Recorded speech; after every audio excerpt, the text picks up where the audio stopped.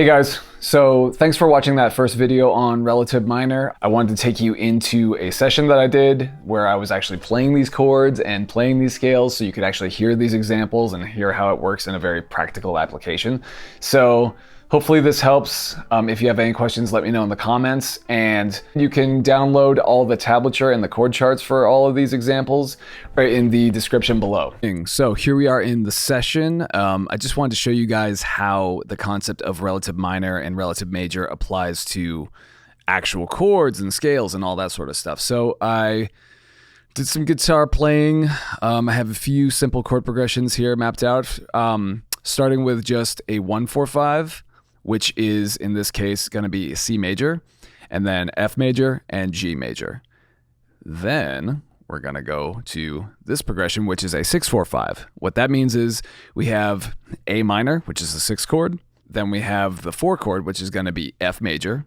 And then finally, once again, the 5 chord, which is going to be G major. So starting with this progression right here. Let's just have a listen to it first without the scale here. As you can see, I played some lead guitar, but let's hear the progression first.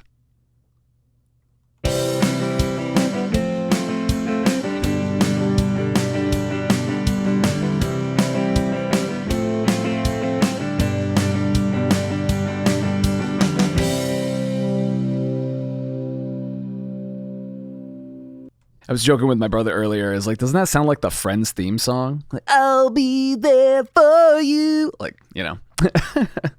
But as you can hear, it's very happy. It's very kind of bouncy feeling, very kind of just, you know, carefree sounding. And what I want you to hear is how a C major scale sounds being played over it. So here we go.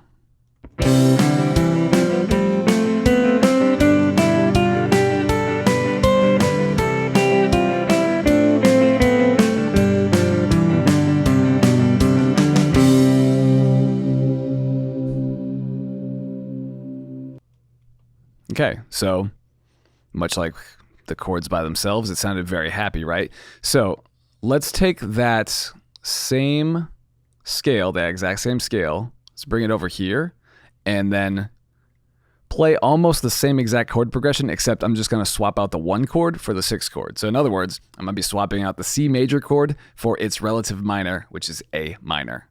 Listen to how this sounds.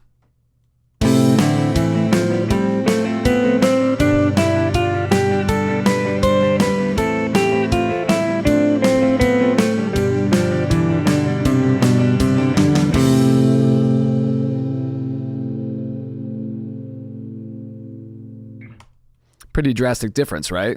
Like, again, all I did was change 1 chord. I didn't change the scale that I was playing. It's literally the exact same region. I just copied and pasted this region from over here to down here. Okay. Now, let's hear both of those at the same time. So I'm just going to start with the 1-4-5 leading into the 6-4-5, and then just having that major scale playing over both, so you can hear how things change. Here we go.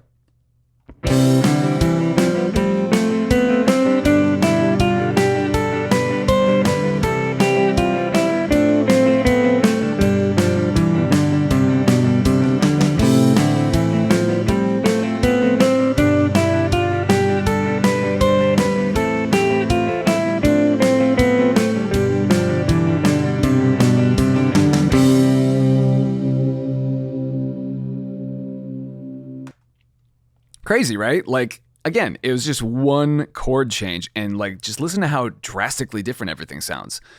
Hopefully you're starting to kind of get the idea of like how this applies to you as a songwriter. You can just create a great sense of contrast between different parts, like verses and choruses and things of that nature. So let's flip it on its head though, and let's explore an A minor scale, because notice how the C major scale sounded very, happy and major during this 1-4-5 progression. And then all of a sudden it started to kind of sound a little sad during this 6-4-5 progression, right?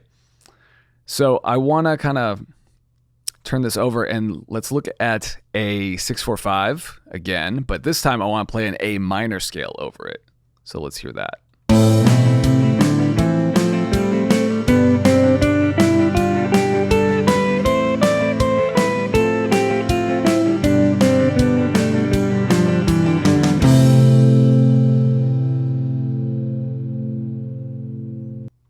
So, sounds very minor, very sad, very, dark, dramatic. So let's take that exact same scale, bring it over here, right? And let's hear it over a 1-4-5.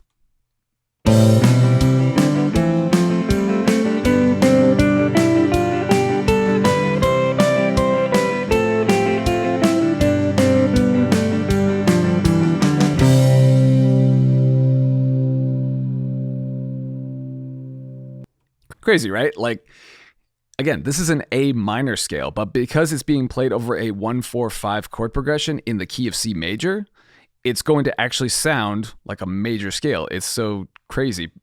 And I've been teaching this for years and I still get excited over this whole concept.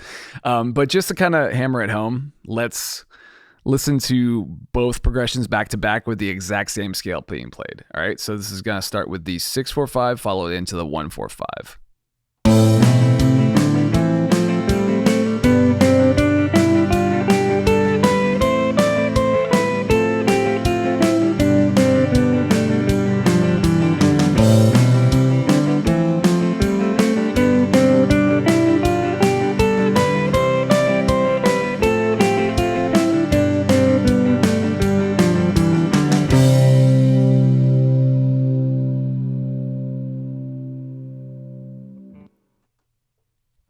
Cool. So hopefully you can kind of wrap your head around the possibilities with understanding this concept of relative major and relative minor. It's like you can obviously make your song sound more dynamic and interesting and breaks up the monotony of just like playing 3 chords the whole time. All you can do is just, swap out 1 chord and all of a sudden you've got this whole different set of emotions to play with in your song, right? And the other thing too is that all of these notes in the scale, they're related to each other. Like all the notes in the A minor scale, A, B, C, D, E, F, G, A, and the notes in the C major scale, C, D, E, F, G, A, B, C, they're the exact same notes. They're just starting from a different point. So that's also what makes them relative. So in other words, you can make your A minor scale sound good in the key of C major, and you can make your C major scales sound good in the key of C major, right? And vice versa, except they're just gonna, take on a whole different flavor. And hopefully you can see that with this video. So I'm gonna leave it at that for now. Thanks so much for watching. So if you're interested in playing along with these examples, I've included a link to download the tabs and the guitar profiles. You can find that right in the description below. Please feel free to let me know if you have any questions in the comments, and I will see you on another video soon. Thanks for watching.